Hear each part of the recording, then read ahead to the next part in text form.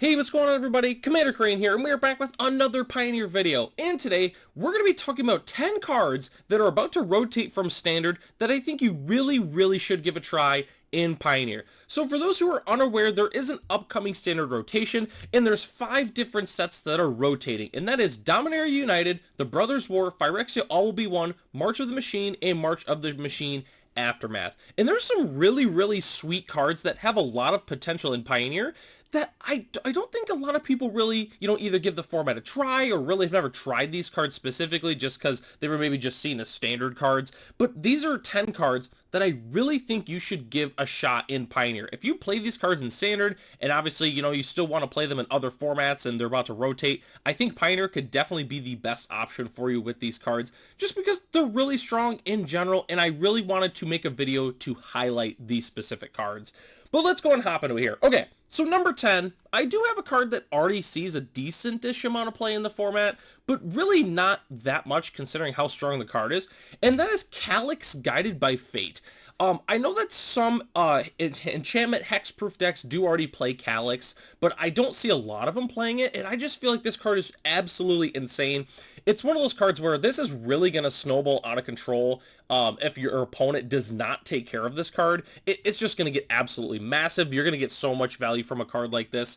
Obviously, there's a lot of really good enchantments that you can pair it with in the format, because, in Standard, there was already a decent amount of good ones. You had, like, cards like Ethereal Armor, but obviously you get those in Pioneer with, cards like All That Glitters and a whole bunch of other good enchantments. So I think if you play Calix in Standard, you should definitely give this card a shot in Pioneer, and that's why I've got it at number 10.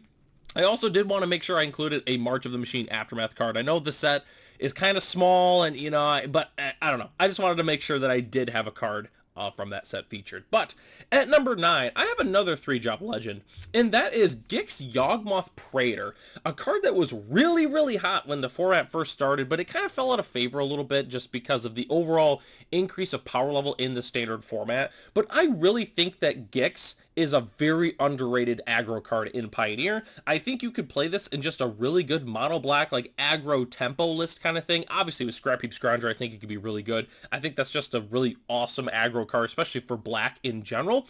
And what's really cool about this card is it was about a $10 card for quite some time, but it did just get a reprint in the Tarkir Dragonstorm Commander deck, so you can pick up copies of this for about like $3 to $4, which is honestly pretty darn good. So yeah, Gix Yawgmoth Praetor card is awesome, and I think you should definitely give it a try in Pioneer. And at number 8, I have another legend, funny enough, and that is Etali Primal Conqueror. This card is just absolutely insane. It saw a decent amount of play in Standard, throughout its lifespan. It really kind of depended on the deck for the most part and the metagame, but this card saw a lot of play understandably because it's very strong. And you could totally play this card in Pioneer. Obviously, you could cast it, the old-fashioned way, or, put it into play with, like, Scythian Written. You could play it in a Dinosaur Shell. You can also just, like, reanimate it with cards like Zombify, which, take it from me, as someone who has played against a Rakdos Reanimate deck with Zombify and Etali, it's nuts. Like, the deck is just absolutely bonkers. And you want to know what? It's a dinosaur. Who doesn't like playing dinosaurs in Pioneer? Or just in general? I don't know. Let me know if you don't, because you're crazy. But anyways, Etali Primal Conqueror, awesome card, and you should definitely give it a shot in Pioneer. And the next one, funny enough, is another legendary creature. I didn't even plan it like this. It's just, there just happens to be a lot of spicy legendary creatures they print nowadays. And that one is Zur Eternal Schemer. So this card, just in general, obviously it pairs really well with the Overlords from Duskmourn, which you could totally play that, Shell in Pioneer and honestly have a lot of fun and do really well. There's also a lot of other good enchantments that you could potentially play in this format that could really take advantage of Zur's ability there. Obviously a card like Starfield of Nyx is something that you could possibly do with that, but just in general, I think Zur is really underrated. I thought the card was even underrated even before, it was kind of starting to take over Standard with the Overlords. It's just kind of an insane card, and that's why I've got it at number 7. The card's nuts, and yeah, don't be surprised if you go to FNM for Pioneer, and all of a sudden someone's playing like Esper Zur, enchantments, and they're running you over, because it's really good.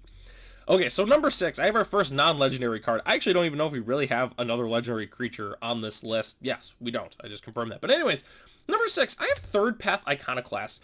I noticed that a lot of people, like, Blue-Red Tempo, Spells Matters decks have always been really popular, but it seems like they're really starting to take off. A lot of people like these types of effects.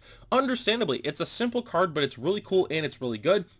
And you could definitely make a really, really good deck with this in Pioneer. Obviously, you get a card like Young Pyromancer as well, so you have, like nice 8, 2 drops that make a 1/1 when you cast. Obviously, Third Path is a non-creature, whereas Young Pyromancer is an instant sorcery, so, Third Path is, slightly a little bit better on that axis. But just overall, I really love Third Path Iconoclast. I wish it saw a little bit more play in the format because it's just a really sweet card. And yeah, that's why I've got it at number 6.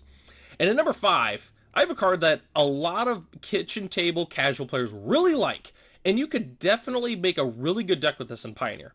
And that is Phyrexian Obliterator. Against so many aggro decks in the format, this card is just a stone wall. Like, if you can't punch through this card, then you're pretty much just dead for the most part. But if you're able to actually punch through this card, it's going to hurt you because you're going to have to sacrifice a ton of different permanents.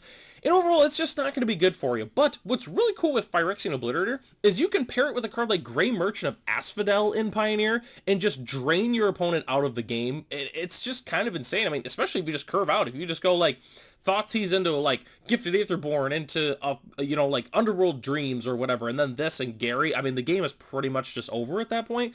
But yeah, I think Phyrexian Obliterator has a lot of potential in Pioneer. I just don't think it's really explored that much, and that's why I've got it at number 5. If you love mono black decks, you should definitely give Phyrexian Obliterator a try in Pioneer. And at number 4, definitely a little bit of bias with this one, and you're going to have to hear me out when I talk about this one. It's Rampaging Raptor, a card that really didn't see any play in Standard the entire time it was legal. A lot of it's because of Shieldred. Shieldred is a 4/5 that just kind of trumped it a little bit, which was unfortunate for Rampaging Raptor. But I really do think that this card is fantastic in Pioneer. I've been playing it in Pioneer for a few years now, and it's always been fantastic. I also want to shout out to Tyrant X Rex here with this. Like, and kind of even a Tali a little bit. Like, Dinosaurs in Pioneer is honestly a pretty solid creature type. Like, if you just want to go all in playing a dinosaur deck and just blasting people with dinosaurs, I think it could be absolutely fantastic, and I think you definitely should give it a shot. I think it's a great deck. Obviously, there's a ton of dinosaurs from, the original Ixalan block as well as M20 that really pair with a lot of the good dinosaurs that were recently printed, so you should definitely give it a shot, and that's why I've got Rampaging Raptor at number 4. And at number 3, I have a card that pretty much everyone knew was going to be on the list, because it's in the thumbnail. That is Liliana of the Veil. Liliana of the Veil is a pretty solid card in Pioneer. It's not like one of those, like, slam dunk 4-ofs like it used to be in Modern for quite some time. Liliana's more of like, you play like 2, maybe 3 copies in the main, maybe a couple in the side if you're not playing a lot of them in the main.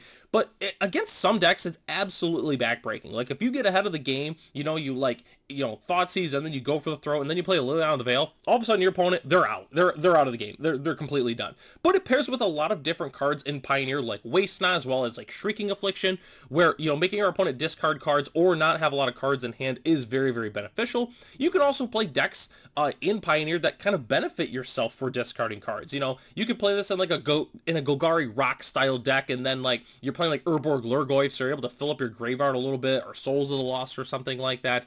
There's a lot you could do with Liliana in Pioneer. The other thing I have to mention, this card's only $6 a piece if you get the Dominaria United version. So yeah, if you love Liliana, or you're thinking about playing Liliana in Pioneer, or just in general, pick up your copies, play it in Pioneer. You're going to have a blast doing it, I promise. Okay, number 2 is kind of a few cards, but they're basically the same card, and it's going to make sense right now, because I picked Runevelt Hordemaster, Vodalian Hexcatcher, and Leafcrown Visionary as number 2. So these Dominaria Lords really did not see almost any play in Standard the entire time they were legal. Like, there was a huge boost when they did this for these creature type decks, but it felt like not necessarily that it wasn't enough, but they were like clearly missing something, and they never really got it the entire time. I know Leafcrown Visionary, like, they did print a bunch of Elves and Foundation, so like Elves was semi-okay to play for a while. Goblins like never really truly took off. Like, honestly, the last 2 sets they finally started printing some Goblins, but by that point it was already kind of too late for Runevelt Hordemaster. And Vodalian Hexcatcher just really never took off. I mean, they put some Merfolk in like Ixalan, and then they also put a few in like Aether Drift, but it really, again, was not enough time for it to really take off, or it was just missing a card. for instance, like Collected Company, which is something that these small aggro decks really, really appreciate, and they just never really had access to something like that in Pioneer, or sorry, with Standard, but you want to know what? You do have access to that in Pioneer. So if you really love these small creature decks, I think that you will absolutely love playing Pioneer. They're all fantastic. Like, all three of these cards are incredibly strong, and if you have not played them in Pioneer and you want to, you definitely should give them a shot. Okay, and at number one, the number one card I have on here, which it goes for two reasons. One, Hunter, or BG Stilts, was the person that recommended that I should do this card, or the card is rotating from Standard, and it was the true motivation to do this entire video. But also, he's right. Like, the fact that this didn't see a lot of play in Standard when it was legal is kind of mind-boggling a little bit, and that is Botanical Brawler. This card is just absolutely busted. I mean, if your opponent does not kill this right away, they're going to single-handedly lose to this card. Maybe it's because it's a little bit of word soup at the bottom there, so people just didn't want to, take the time to read the card. I'm not really sure.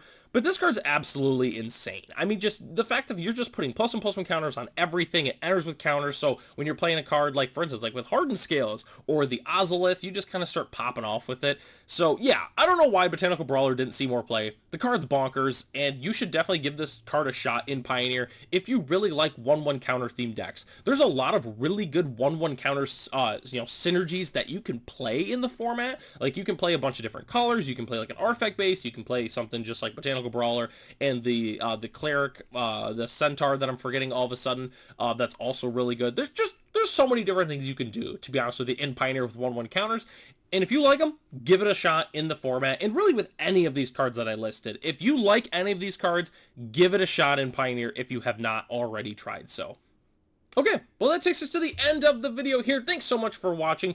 Feel free to check out other MTG videos here on the channel if you have not done so. Huge shout out to our channel members, Ralph, Matt, Arcadius, Ray, Gary, Sirwin Loki, Michael D, our premium channel member, The Common Cold, Jeremy P, and BG Stilts. If you are interested in being a channel member, it starts at $1 a month, and you gain access to the exclusive Commander Crane Discord, as well as other features here on the channel. So, I'm Commander Crane, thanks for watching this video, and hope to catch you in the next one.